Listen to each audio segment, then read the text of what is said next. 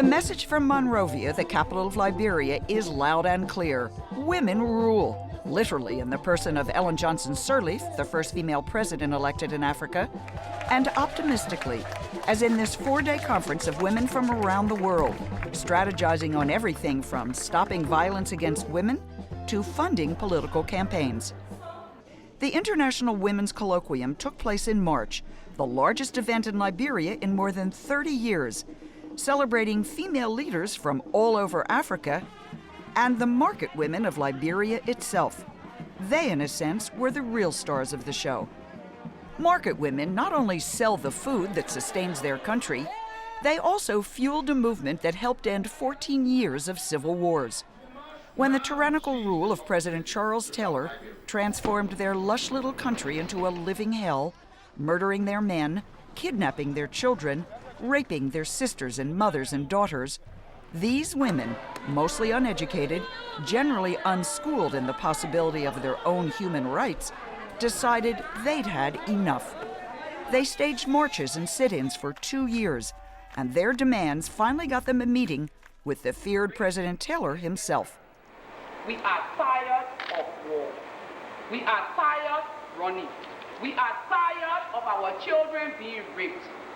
We are now taking this stand to secure the future of our children because we believe as custodians of society tomorrow, our children will ask us, Mama, what was your role during the crisis? We will line up with our placards that we wanted peace and no more wars. The women's demands, first revealed to the world in the film Pray the Devil Back to Hell, helped send Taylor into exile. Then they rallied around the campaign that elected Liberia's new president. She has never forgotten how she got there. We celebrate the great role that women have played to move Liberia to this point. This gathering of women is also a fulfillment of a promise that President Johnson Sirleaf made to the women of Liberia. They stood by me and they supported me, she has said, and my administration will empower them. What can I do to enable them to move along the path where not only have they now won the peace for Liberia, but what do we give back to them to enable them to be empowered, to enable them to reach their potential?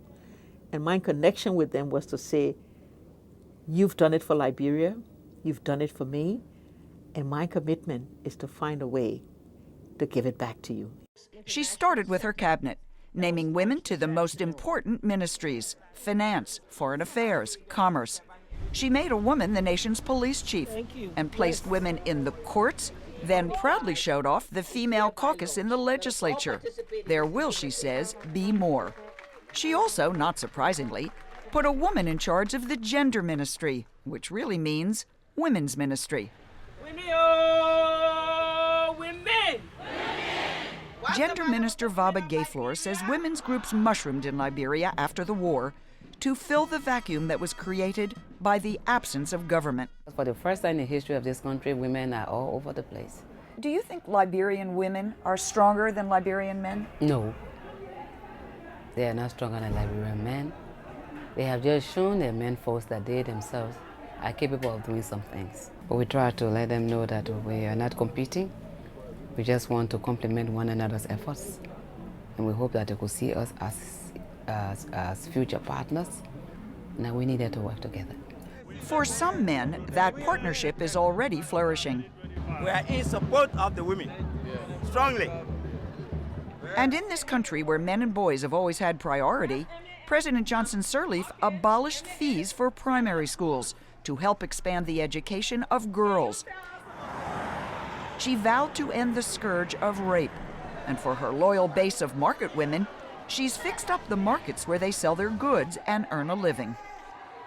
And she make it possible for we the women to stay on our feet to do something for our children. It's better because everybody can do something for themselves. And early the example to our children. Your daughter could be president. My daughter can be president. I pray for her to be president. How many of you would like to be president? Oh, the girl! Yay! Would you have said that before President Sirleaf was in office? No. There's so many of them that are saying that now. I want to follow the president's footsteps. Many others, I want to be a doctor, an engineer, a teacher. Today they know that their potential can be met through their own effort because there are no barriers to them anymore. Which means women may not only rule Liberia, but their own destiny as well. I'm Lynn Scher for World Focus in Monrovia, Liberia.